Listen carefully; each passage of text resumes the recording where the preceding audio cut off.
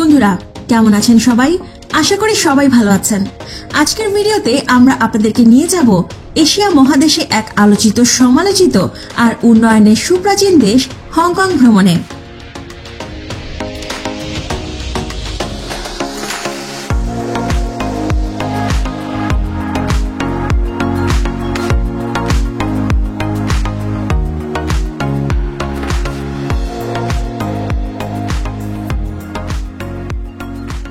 প্রাক্তন এই ব্রিটিশ কলোনিটিকেই চীনের প্রবেশদ্বারও বলা যেতে পারে। এই শহরে রয়েছে বিশ্বের সবচেয়ে বেশি আকাশচুম্বী অট্টালিকা। শুধু তাই নয়, হংকং বিশ্বের সবচেয়ে ব্যয়বহুল শহরগুলোর মধ্যে অন্যতম। হংকং এর মানুষজন এবং এদের সংস্কৃতিতে চীনা প্রভাব রয়েছে, তবে এরা একটু বেশি উচ্ছৃঙ্খল ও বিলাসবহুল। চীনের সাথে রয়েছে তাদের ব্যাপক পার্থক্য। আপনি শুনে অবাক হবেন যে এই হংকং এ কোনো বাবা যদি তার নিজের সমকামী মেয়েকে বিয়ে করে, তাহলে তাকে পুরস্কার হিসেবে দেওয়া হবে ৬৫ মিলিয়ন মার্কিন ডলার, যা ২০১২ সাল থেকে কার্যকর করা হয়েছে। মূলত হংকং চীনের একটি বিশেষ প্রশাসনিক অঞ্চল।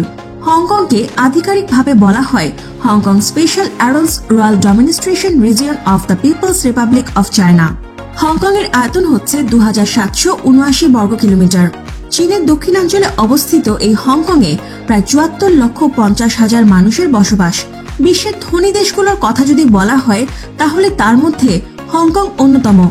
হংকং শহরের নাম শুনলেই প্রথমেই আমাদের যে দ্বিধায় পড়তে হয় তা হলো এটা কোনো দেশ না এটা একটা চীনের শহর। না, হংকং কোনো আলাদা স্বাধীন দেশ নয়, এটি গণচীনের প্রশাসনিক অঞ্চল, যা একসময় একটি ব্রিটিশ কলোনি ছিল। ১৮৪২ সালে ওপিয়াম যুদ্ধে চীনারা ব্রিটিশদের কাছে পরাজিত হলে তারা হংকং দখল করে নেয়।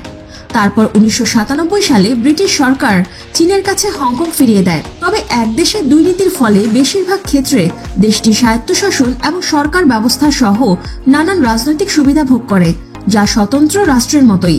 এদের মুদ্রার নাম হংকং ডলার, যা বিশ্বের সর্বাধিক প্রচলিত বাণিজ্যিক মুদ্রার ৮ম স্থানে রয়েছে। হংকং এর জনসংখ্যা আয়তনের তুলনায় অনেক বেশি। ঘন বসতির দিক দিয়ে হংকং পৃথিবীতে ৪র্থতম। এখানে প্রতি বর্গ কিলোমিটারে ৬,৭৭৭ জন বসবাস করে। যেহেতু এটি একটি ঘনবসতিপূর্ণ এলাকা, তাই তাদের ওপরে ওঠা ছাড়া আর কোনো উপায় নেই। এখানে ১৪ তলা বাড়ির নিচে কোনো বিল্ডিং নেই। শুধুমাত্র হংকং শহরে ৮,০০০-এর বেশি উঁচু বিল্ডিং রয়েছে, অর্থাৎ হংকং এ নিউ ইয়র্ক থেকে দ্বিগুণ উঁচু বিল্ডিং রয়েছে। বিশ্বের ১২তম উঁচু বিল্ডিং ইন্টারন্যাশনাল কমার্স সেন্টার এখানে অবস্থিত, যা ১৫৮৮ ফিট উঁচু।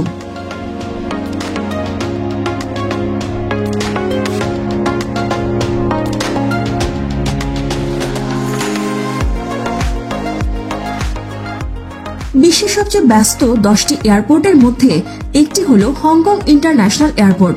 আপনি জেনে অবাক হবেন যে এই এয়ারপোর্ট দিয়ে প্রতিদিন ৫৯ মিলিয়ন যাত্রী যাতায়াত করে। অপরদিকে বিশ্বের একটি অন্যতম এয়ারলাইন্স হিসেবে আপনারা হয়তো ক্যাথের নাম শুনে থাকবেন। এটি একটি হংকং এর হোম এয়ারলাইন্স। আমরা সবাই জানি দামি এবং বিলাসবহুল গাড়ির জগতে রোলস রয়েস একটি অনন্য নাম। বিশ্বের অন্যান্য যে কোনো শহরের তুলনায় হংকং এ মাথাপিছু রোলস রয়েস গাড়ির সংখ্যা সবচেয়ে বেশি। গিনেস ওয়ার্ল্ড রেকর্ড অনুযায়ী সমুদ্রের উপরে বিশ্বের দীর্ঘতম সেতু হচ্ছে হংকং জুহায় অবস্থিত ম্যাকাও ব্রিজ। এই ব্রিজের দৈর্ঘ্য ৫৫ কিলোমিটার। হংকং এ আরেকটি বড় জিনিস রয়েছে, তা হলো চলন্ত সিঁড়ি। বিশ্বের সবচেয়ে লম্বা চলন্ত সিঁড়ি সেন্টার মিড লেভেলস স্কেলেটর সেখানে অবস্থিত। ১৯৯৩ সালে তৈরি ২৬০০ ফিট লম্বা এই স্কেলেটরটি সেন্টার এবং মিড লেভেলস এই দুই জায়গায় যোগাযোগ সাধারণ মানুষের জন্য আরো সহজতর করেছে। সুস্থ পরিবেশ এবং মানুষের সুস্থ বিকাশের জন্য খোলা জায়গা এবং বিনোদনের প্রয়োজন রয়েছে। তাই হংকং ঘনবসতিপূর্ণ জায়গা হলেও পার্ক এবং বিনোদনের জন্য সেখানে ৪০% জায়গা বরাদ্দ থাকে। বাকি এলাকায় রয়েছে বনাঞ্চল এবং উঁচু উঁচু বিল্ডিং। পৃথিবীর অন্যান্য দেশের তুলনায় হংকং এর মানুষ চা খেতে বেশি পছন্দ করে। সেখানে প্রতি বছর প্রায় ৫৮ লক্ষ কিলোগ্রাম চা শেষ হয়, যা অন্যান্য দেশের তুলনায় অনেক বেশি। সেখানে প্রতি একজন মানুষ এক বছরে ১.৪ কেজি চা পান করে। পৃথিবীর সবচেয়ে দামি চা আয়রন বুদ্ধা চা আপনি সেখানে পেয়ে যাবেন, যার প্রতি কেজির দাম ৮,০০০ টাকা। এশিয়ার সবচেয়ে বেশি সমকামী নারী রয়েছে এই হংকং এ। এখানে প্রতি ১০০ জনে ১২ জন নারী সমকামী। হংকং এ আপনি খুঁজে পাবেন ভাইয়ের সাথে বোনের স্বামী স্ত্রীর সম্পর্ক, বাবার সাথে মেয়ের স্বামী স্ত্রীর সম্পর্ক। বিশ্বের অন্য কোথাও আপনি এমনটি খুঁজে নাও পেতে পারেন। এমনকি এখানে কোনো বাবা যদি তার নিজের সমকামী মেয়েকে বিয়ে করে তাহলে সরকার তাকে পুরস্কৃত করে। হংকং এর পি ট্রাম হচ্ছে এশিয়ার চালু হওয়া প্রথম ট্রাম, যা 1888 সালে চালু হয়েছিল। এখন হংকং এ বিপুল পরিমাণ ট্রাম চলাচল করে। বিশ্বের সবচেয়ে বড় রেস্টুরেন্ট ক্যাফের জায়গা হলো হংকং। সেখানে প্রতি 600 জন মানুষের জন্য একটি রেস্টুরেন্ট রয়েছে।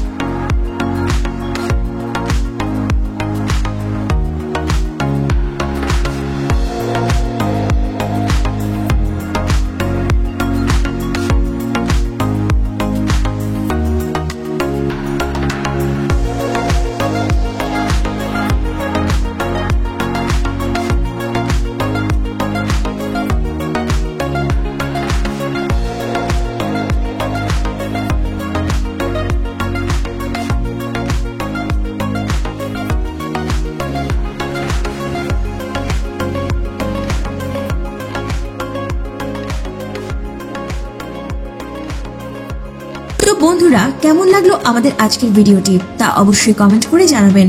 ভিডিওটি ভালো লাগলে লাইক এবং শেয়ার করবেন। আর হ্যাঁ, আবারও বলছি, আপনি যদি এখনো আমাদের চ্যানেলটি সাবস্ক্রাইব করে না থাকেন তাহলে এখনই সাবস্ক্রাইব করুন এবং পাশে থাকা বেল আইকনটিতে ক্লিক করুন যেন পরবর্তী আপডেট কোনোভাবেই মিস না হয়ে যায়। ধন্যবাদ।